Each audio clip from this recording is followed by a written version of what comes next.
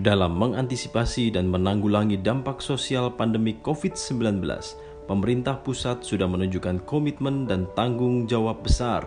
Menteri Sosial Juliari Batubara mengatakan pemerintah sudah melakukan banyak terobosan dalam menghadapi kondisi yang tiba-tiba di berbagai dunia ini. Kementerian Sosial hadir dengan berbagai cara dan jurus demi memastikan negara hadir di tengah masyarakat. Dalam webinar nasional kedua Taruna Merah Putih,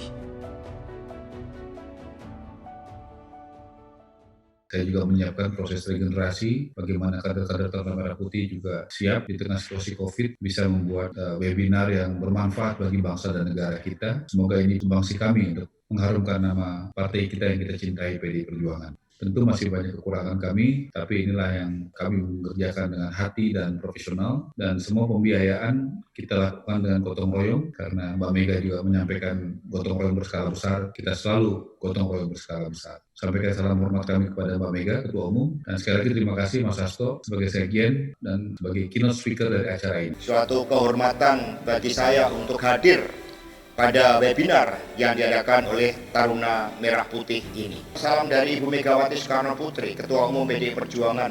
Beliau terus menggelorakan semangat juang itu, semangat pembebasan, semangat membumikan Pancasila sebagai jalan ideologi. Karena itulah hadir Bapak Ari Batubara, Menteri Sosial, di mana instrumen kebijakan sosial itu sangat penting. Selamat berdiskusi, merdeka! Terima kasih Pak Sekjen sudah menjelaskan dengan sangat luar biasa apa ideologi PDI Perjuangan dan kebijakan-kebijakan PDI Perjuangan. Dan tadi juga Sekjen sudah sampaikan bahwa ideologi itu harus dibumikan, tidak hanya dipidatokan. Kita tentu sebagai anak-anak muda di PDI Perjuangan bertugas melakukan itu.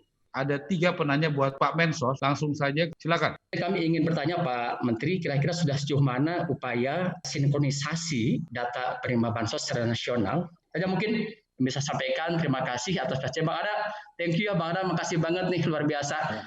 Nuhun. Pak Menteri baru-baru ini kan mengajukan anggaran sebesar 1,7 triliun untuk pemutakhiran data penerima bansos. Apakah RT dilibatkan? Apakah pelaksananya itu Kemensos sendiri ataukah BPS, dan kapan dimulainya pemutakhiran data tersebut?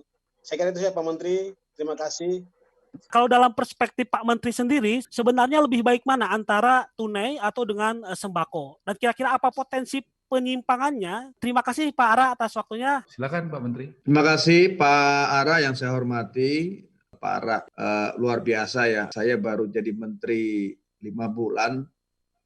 Masih baru mulai memahami kementerian dengan lebih baik. Ternyata kita dapat satu bencana yang luar biasa masif ya. Ini seperti perang dunia ketiga kalau menurut saya ya, pandemi COVID-19 ini ya. Dengan musuh yang tidak kelihatan Pak Ara. Jadi orang kadang-kadang melihat pandemik ini mungkin biasa-biasa saja, tapi mungkin kita-kita yang di pemerintahan nih melihat ini udah begitu genting, begitu serba tidak pasti Pak Ara dan teman-teman. Sampai kapan ini selesainya pandemi COVID-19 ini? Simple saja, saya bilang ya sampai vaksinnya ketemu. Selama vaksinnya nggak ketemu ya nggak selesai. Saat ini yang paling penting adalah bagaimana kita bisa menekan kasus-kasus COVID di daerah kita masing-masing. Saya kira ini tetap kunci dari segalanya. Bahwa isu atau unsur kesehatan, tentunya dengan penerapan protokol-protokol kesehatan ini yang menurut saya tetap harus menjadi prioritas dari seluruh level pemerintahan, baik pusat, provinsi, kabupaten, kota.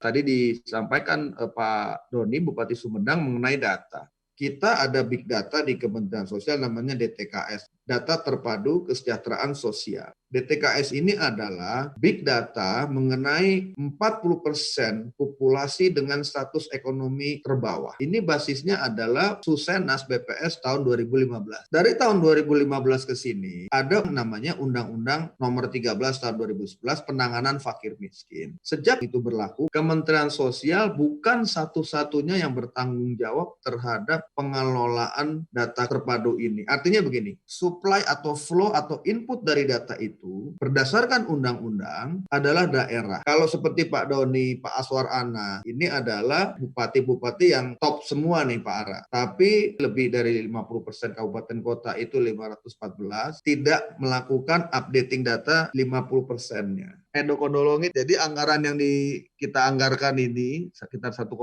triliun atau 1,7 ini untuk tahun 2021 Pak Edo. Tidak mungkin kita lakukan tahun ini karena ini pekerjaan masif sekali. Anggarannya memang anggaran untuk Kemensos, tapi nanti ada sebagian anggarannya adalah anggaran untuk training yang dilakukan oleh BPS. Kita tidak punya sumber dayanya sehingga nanti untuk pelatihan pencacahnya itu adalah dari BPS. Mudah-mudahan untuk verifikasi dan validasi bisa mendapatkan data yang lebih baik. Perbaikan data secara masif itu untuk tahun 2021 Pak Edo.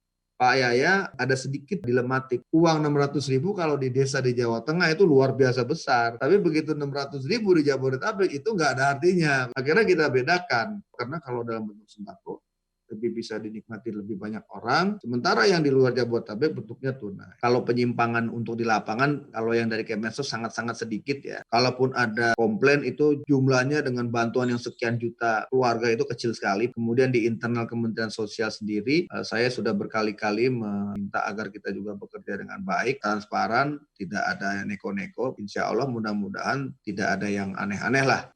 Hidup kita kembali normal seperti sedia kala. Saya kira itu tentunya yang menjadi harapan dari kita semua ya.